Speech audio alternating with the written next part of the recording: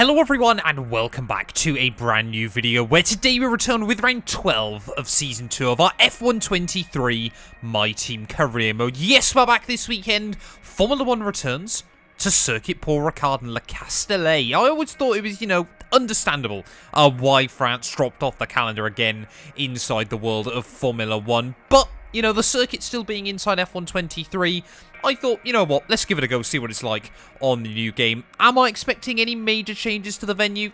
Not really, to be honest, but I am intrigued to see how it's going to play out with obviously the new slipstream and handling model tweaks and changes inside F123. Of course, if you missed out yesterday's video from Silverstone, would highly recommend going back and checking it out. But we have reached the halfway stage of Season 2.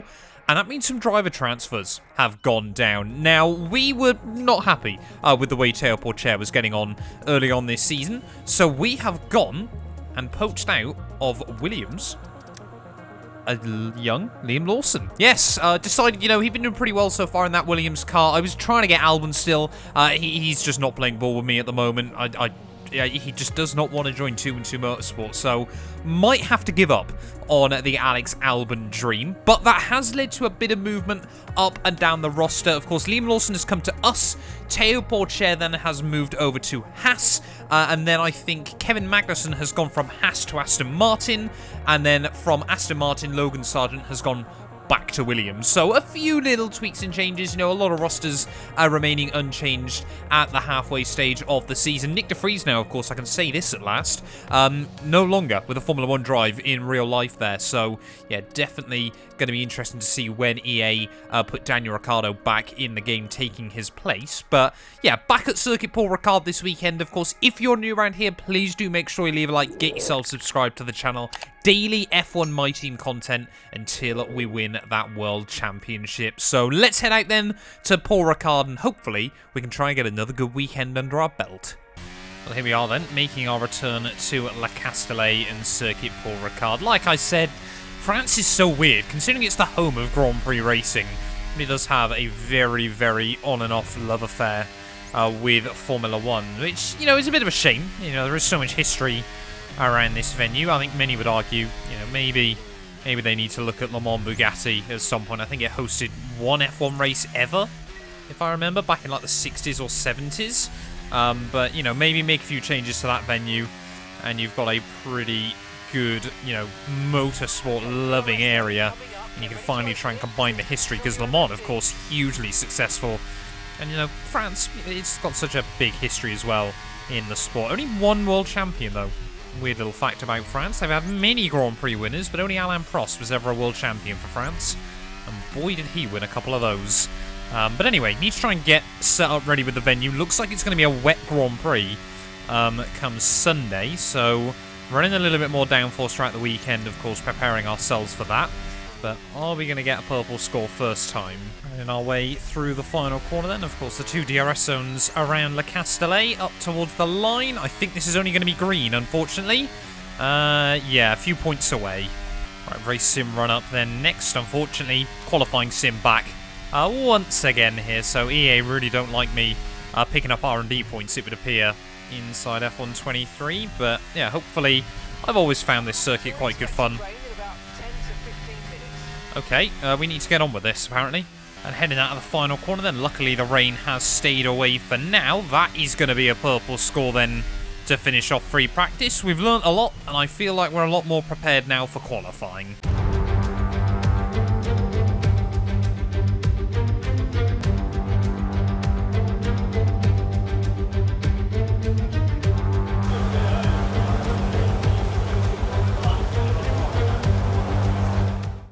I tell you what, it's feel nice to be coming back to Le Castellet and really throwing a Formula 1 car around this venue. I know it wasn't often the greatest racing circuit in the real world of Formula 1, but in the games it did pretty well. And I always enjoyed coming back to this venue. Very, very high speed, high commitment, and feels a bit more old school in that regard. But we need to try and see ourselves into Q2 for the first time in quite a while. So, well, actually, I say that. We made Q2 last weekend. I just want to get through a qualifying session where I don't make any major mistakes. That's kind of how I'm feeling at the moment. I have no confidence in the qualifying performance of this car. I don't really know why. Just seem to be struggling with the brakes and all that kind of thing. There was a nice tidy run out of Sector 1, allow the car to run wide off of the corner. But yeah, got to be really, really careful still. You know, got to get this first lap on the board quite clean and tidy. That should probably be the first aim. 2/10 up then on Nick de Vries come the end of Sector 2. So hopefully we're looking fairly competitive at the moment. A little bit disappointed to see Lawson as far down the roster as he is, but yeah, we'll have to wait and see about that as we make our way through the final couple of corners. Of course, Theo was often last, but last by quite a distance. And Liam Lawson, of course, has been very, very competitive on occasions. He was even more of a superstar back in our final couple of seasons of F1 22. But rounding out of the final quarter, then up towards the start-finish line. Shortest run back towards the line. What is the time going to be? 29.4. Puts us P15. That's pretty good. Well, everyone very, very bunched up here as they try to finish off their final laps. And as we round our way through the final corner, we might be a bit tight for time here. Trying to get started on our last lap, and I'm not convinced we're going to get to the line in time. Up towards the line. Please say we've made it through. Please say we've made it through. We have. Oh, thank goodness. That was a bit scary. There we go then. Carlos Sainz fastest at the end of qualifying 1. Lawson half a second away. What is wrong with my teammates in F1 23 though? I'm sure Alex Albon a bit gutted and not see himself into Q2, but tell you the progress Logan Sargent's made, trying to be half a tenth away from him. Aston Martin gig seems to have taught him a lot and built him a lot of confidence as well there, which you absolutely love to see. Of course, Aston Martin though, Oscar Piastri, Kevin Magnussen, P3 and P4 there. I'm very interested to see what K-Mag's going to be able to do in that car, but Theo Pourchaire up in 11th as well, so he's not done too badly. We've got 2 sets of tyres then for Q2. Right, well, we're going to go out then on the slightly worn-in set of tyres that I couldn't set a lap with in Q2. So they've got a tiny bit of wear through them, but shouldn't make much difference. Should be quite good as a bit of a banker there, as George Russell clearly struggling down in P12 after his first run, but able to attack the curbing nicely through turn 1 there. Keep it just about between the white lines through turn 2. You always run the risk when you use that inside curb in there through 3 and 4. Really trying to flick the car in nice and tidy. Keep it over on the left-hand side before you swing it through the right-hand tyre apex. As we try and put the power down as we head out onto the back straight there. 2/10 down from George Russell, but we know how competitive this car can be in a straight line there. Speeds well in excess of 210 miles an hour as you head down this straight. 212. I think we just clipped 213. But we ran over the apex curb there and just understeered a little bit wide off the corner. So there's where we can gain a couple of tenths of a second. And you can see, 6 tenths back now from George Russell. Sergio Perez down in P15 as well. I think he's actually now on a lap. So that would explain why Checo is as far down the roster as he is. But chucking the car then in through Sector 3. Of course, by far and away the longest sector of this lap. Just got to try and lay apex all of these corners as best as possible as we run slightly wide over the curbing again there. 2 more corners to go through the left. And of course then the final right. Keep it tidy, keep it over. You know, you really do compromise that penultimate corner to try and get the best run out of the final corner. Open up the DRS, back up towards the start-finish line, and it's going to be a 1:29.9. Rather unsurprisingly, puts us P16. Final run then here in Q2. Fresh set of tyres, hopefully this can be a nice impressive lap there. If we can just get ourselves higher than P16, I'd probably be rather happy with this, but I'm more interested in trying to get a good lap. Well, out of the final corner then, 6.5 tenths up here as we head towards the line. I don't know whether it's going to be enough to make the difference. I think we might still be P16, but it was a good lap, and that's all I could ask for. P14, we'll take that then. That's pretty decent. Well, there we go. Carlos Sainz fastest once again there, but look at that. 3 cars covered by just over 1/100th of a second. Kevin Magnussen unable to make it into Q3 there. Sergio Perez will be kicking himself down in P16. This is like Checo of real life at the moment, but clear of Lando Norris. Felt like we could have been, right around Magnussen and your Yuki Tsunodas, but Theo Pourchaire, home Grand Prix for him, up in P8 there. I think only Pierre Gasly, the one Frenchman not to make it through, but 7 tenths away from fastest. We've got some pace here, and now we've got to try and survive the storm. Hello and welcome Welcome from the Circuit Paul Ricard, current home of the French Grand Prix, an event dating all the way back to 1906. Now, it's been held at many venues over the years, with famous moments from Dijon and Manicourt the feature of many a highlights reel. So let's hope we see more of those in the race today. We have 15 corners here at the Circuit Paul Ricard, 6 to the left and 9 to the right, but the rain is coming down and making for a slippery racing surface. Luckily, there is plenty of runoff area available, and hopefully we'll be able to avoid bringing out a safety car during today's Grand Prix. Let's run you through the driver grid order for today's exciting race. Charles Leclerc lines up on pole position, and Max Verstappen lines up alongside.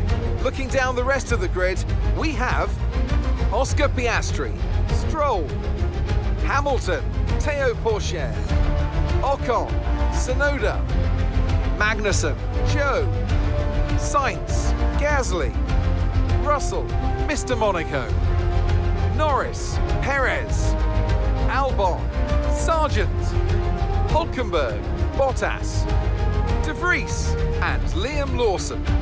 That's it then, it's time to go racing as we head down trackside for today's race. Alongside me to discuss all the action today is Natalie Pinkham. Thanks for joining us, Natalie. And tell me, you were down in the pit lane earlier. How do you think the track conditions are today? Well, the surface looks clean enough, but I'm a little bit worried about the track temperature. It's pretty cool out there, which could give some teams difficulties when it comes to keeping their tyres in the right operating window.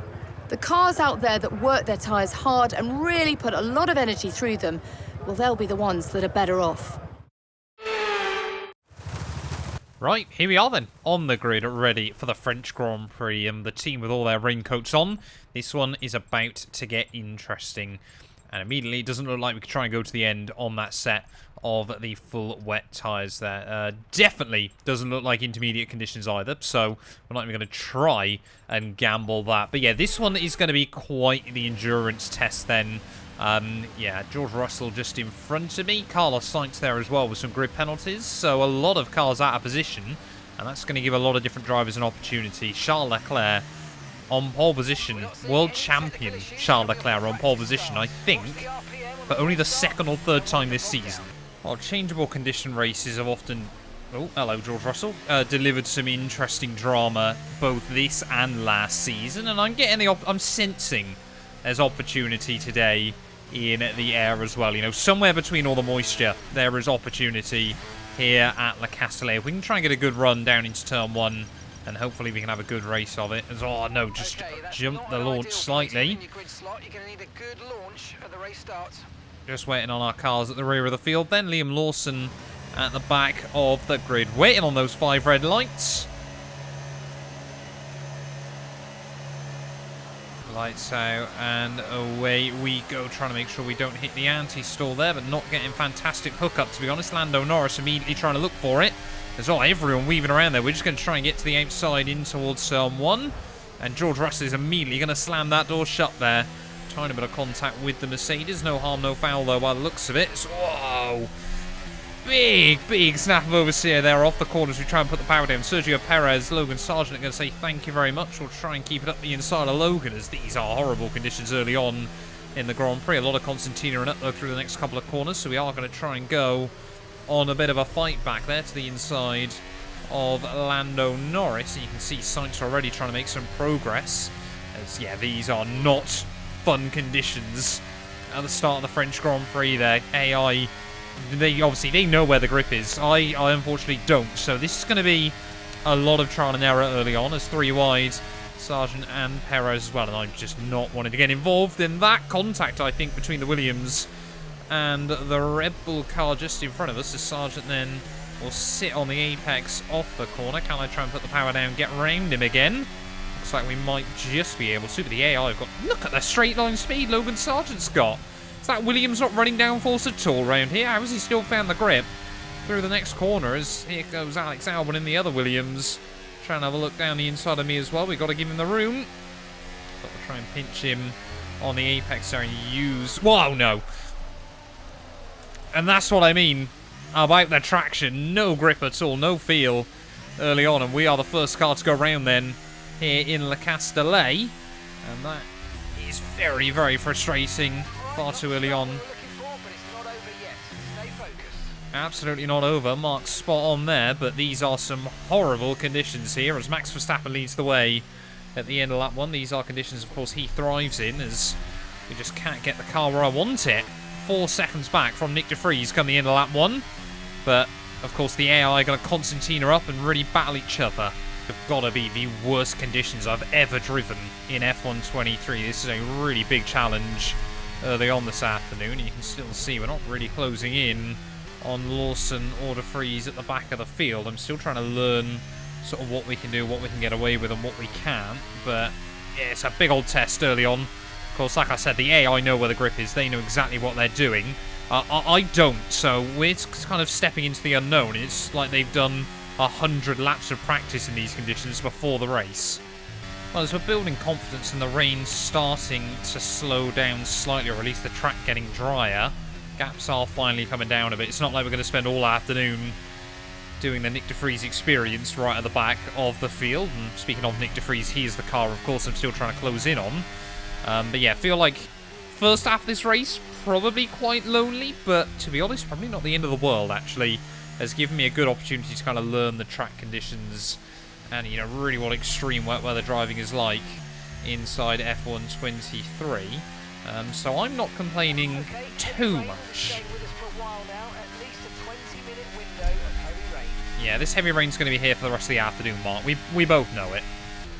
I'll tell you one other thing that is quite good as well at the moment. Of course, the wet tyres really don't actually go that far inside F1 23. Neither do the intermediates. You can see how much we're still counter steering everywhere at the moment. So what that actually means... Okay, we can actually push these tyres quite hard. Luckily, because we know we'll have to pit, there's no opportunity to try and no-stop this Grand Prix. There's our Lawson big lock-up down at the chicane there. That's going to leave him side by side with Nick de Vries. And are we going to be able to try and potentially pounce off of the corner there? You can see still wheel spinning in 6th gear off of the turn. Are we going to get close enough to Lawson? No, we'll sit behind our teammate to make our way in towards Scene Corner, though. Definitely feel like we've got some areas of the track where we are a lot stronger, but understeering out wide there, just over the lip of the crest. That's going to set us back a little bit. But yeah, we can really try and push these tyres. Not convinced it'll ever be ready to switch to inters, though, today. Trying to counteract the wheel spin out of the final corner. Short shifting as best as possible. Are we going to be able to get to the inside of Lawson? No, he's going to go defensive. Our new teammate clearly with as much fight as our old one, but Lawson there, you can see sliding his way through turn 1. We'll try and switch him off the exit, and we're no longer last. For the first time since lap 1, we are no longer in last place. Now we're back in last again as Lawson, they're trying to send it around the outside. This is a brilliant teammate battle that will swoop round the outside through the corner. Nick de Vries there sensing an opportunity to run away. Okay, here's the gap that we're trailing the car ahead by. 1.8 seconds. Let's try and now actually start making some forward progress again this afternoon. That was scary. That was a one-handed drift. Feels like such a marathon drive at the moment just because of how damp the circuit is and how slow the pace is. But only a 1/3 distance. It feels like I've done a full 50% race already. Team already starting to worry about the tyres just a little bit, so I'm tempted to go for a couple of lap undercut on the AI there. It was all over the back of Nick de Vries. Can we get to the inside of Nick de Vries? Whoa, we kind of met in the middle there and big snap up. Okay, really? I need you to stop cutting the corners. If you keep it up, the stewards are going to give you a penalty. Well, I was literally trying to save a slide, but apparently that's enough for the FIA to warrant a 3-second time penalty. There is down. Oh, mate. Nick de Vries. Come on, man. Turned in on me again there. That felt like. We've been given a time penalty. It will go against our finishing time at the end of the race. Get your head down and let's get it done. Got to be careful we don't now overheat the tyres, but twice in 3 corners there, Nick de Vries, I felt like has chopped me off at an apex. Oh, yellow's out. Someone's got issues a bit further up the road. It's one of the Haas cars. I think it might be Theo out of the Grand Prix. Our former teammate, Theo Pourchaire, looks to be out of it then. Or he's going very, very slowly. Could do with a safety car at this stage of the afternoon. Bunch up the field. We got a red flag, even better. Okay. That's quite a surprise then. So I was not expecting that at half distance. Only one car having issues, but is that potentially going to change the race conditions later on? Right so far, but No. there's a chance to take a breath. No, it's We've got not. another half of this race to go, and there's still a big opportunity there. So I don't know how long it's raining for here in the Castellet, but it's going to continue on for the rest of the afternoon. But yeah, starting P20 then now. 5 red lights. It's lights out and away we go. Why is the team recommending a new strat? Don't say they haven't swapped the tyres. Oh, they have, so I don't know what that's all about then. But you can see again, though, everyone bunching up aggressively into turn 1. But we've been given a bit of a lifeline there. As look at that round the outside of a handful of cars through the first corner.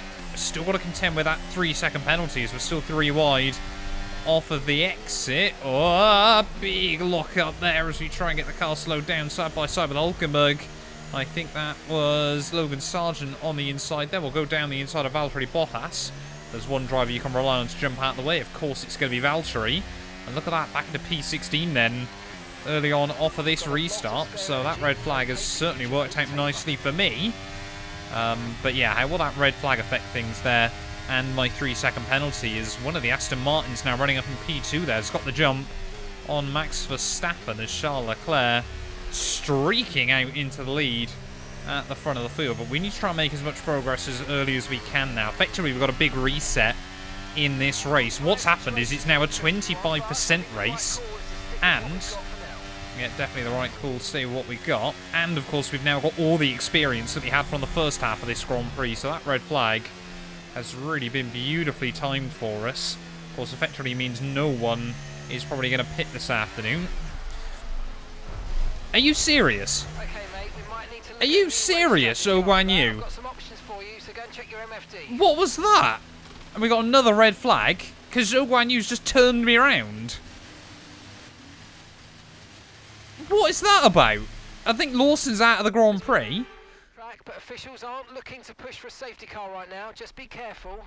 Well, clearly they're not looking for a safety car. We've red flagged the thing. Advantage here. Let's have a think about how we handle the rest of this race. And it's still full wet conditions to the end of the afternoon. But, yeah, Zhou Guanyu there. Not sure how I feel about that one. I don't know how much damage we've got now on the car. We've got 8 seconds worth of penalties.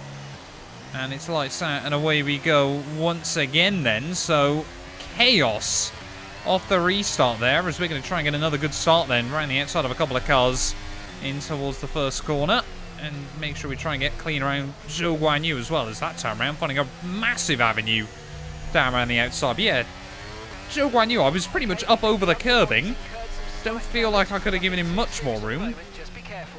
So we've got a little bit of, I think it's floor damage as well to try and contend with for the rest of the afternoon. But yeah, clearly Zhou Guanyu not happy with me trying to make moves on him as we'll try and go around the outside of Lando. How on earth can we keep that between the white lines? Double overtake there. Yuki Tsunoda and Lando Norris have both been navigated and suddenly run to P13 then of this race. Gutted for Liam Lawson, of course. Nothing he could do in that situation. We were trying to get the car stopped as best as possible, but yeah, nowhere for our teammate to go, which I think was why I ended up picking up all the damage that I did. But yeah, not how on earth Zhou Guanyu got away with that, I will never understand. He literally tried to go for a touring car move. Alex Albon, though, out of the final corner. Luckily, still all that experience we gained in the first half of the race will come in clutch here as we go side by side with the Williams up over the finish line. Not quite able to do anything there, back down in towards turn 1, but that's okay. Come on then, Alex Albon this time round as we head up in towards turn 9 once again, down the inside of the Williams.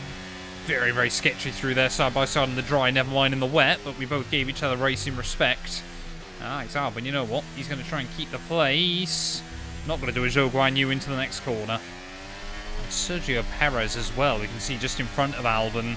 That Red Bull is still not a slow car. I think it struggles a bit in the wet conditions here, but Perez making no impact this afternoon. As you can see how aggressive Albon's pushing, trying to find an avenue there under a lot of pressure from myself. But we're pulling away from Norris and Tsunoda, which is good. But I can't help but feel these 8 seconds worth of penalties are going to ruin any chance I would have had at points. And we got them from being spun out and being spun out. So I love that from F1 23. Again, able to get a nice run out of that final corner on Alex Albon as we start lap 19 of 27, but just can't quite do anything about it there. We bait him into a little bit of an error down at turn 1. Is that going to compromise his run off of 2 and 3? Yes, it is. To the outside of Alex Albon then as we head down the hill. Are we going to be able to hook it up around the outside? Yes, we will. And we are now up into P12 then of the GP, so pretty... Okay, keep an eye on that gap ahead, please. 1.5 seconds. The AI love a good lunge. I really don't know how I feel about it, because as probably a fairly good shot, I would have gone for a similar lunge as well. If it was F122, I would have been upset. Or I would have even said that the AI would do exactly the same thing to me there, but was Albon a day late and $1 short? Let me know down in the comments below. Here goes Albon down the inside. Got to give him the room. So scared the AI going to turn me around once again before the end of this race, but feel like, yeah, we've kind of reached the point where our tyres are getting a little bit wrecked relative to them. I kind of had a little goal in mind that we could try and actually finish on the road inside the top 10. I know we're not going to score points courtesy of these penalties, but yeah, the likes of Perez and Carlos Sainz, I think, a bit too quick here. And 1.9 seconds. The wet conditions as well, really not playing into my hand, but 6 laps to go here from the Castellet. I think, to be honest, with the race we've had, even if we get to the flag, will be a bit of a miracle. Well, heading into the final few laps then, and the Alpine at the front of this group, which I think is Esteban Ocon, now really actually starting to struggle here. I'm not saying we've got a huge opportunity, but maybe we can spring a late race surprise. Tyres seem to be coming back in again, which is really good. Oh, Ocon, big mistake there, and that might leave Perez and Carlos Sainz vulnerable off the corner. Just 2.5 laps to go, and Sergio Perez will finally be navigated then. Carlos Sainz, I think, sensing an opportunity on the Frenchman as well. Really has been. Carlos Sainz's probably only really bad race this season. Took those engine penalties after qualifying, just has not been able to recover from them in the way he would have wanted this afternoon. Perez trying to have a look back down the inside of myself. We'll give him the space, but we'll make sure we give him the squeeze all at the same time. And now Ocon, you can see how hard that Alpine's pushing to try and gather back up some confidence. And we sense blood in the water.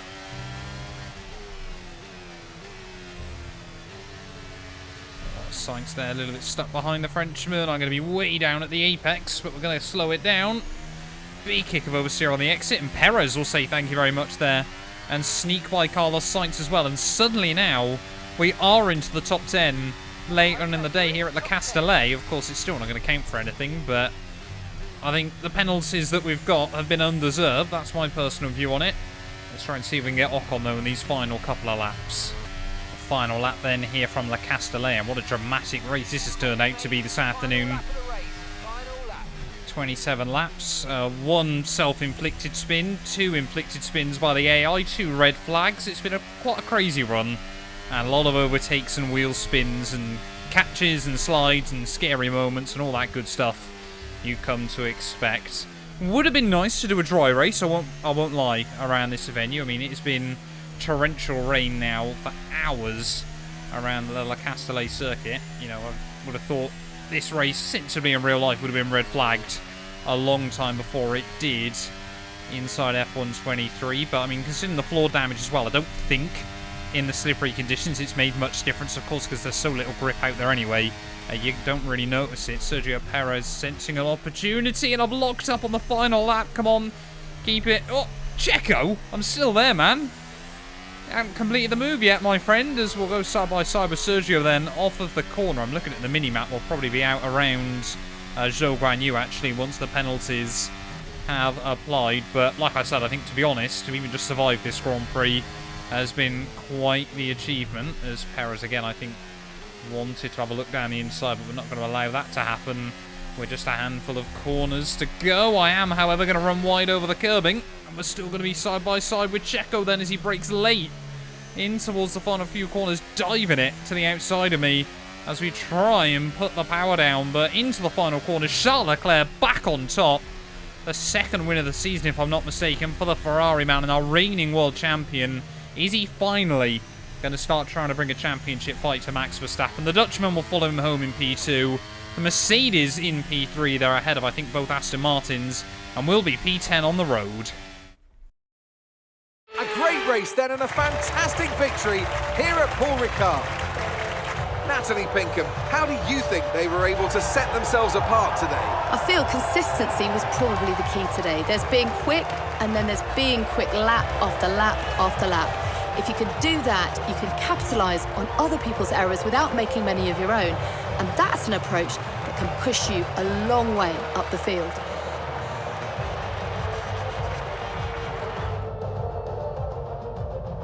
Here come our winners now, a thrilling race and a tremendous effort by Ferrari. Their history is well known, so it's no surprise to fans the world over to see them come out on top once again.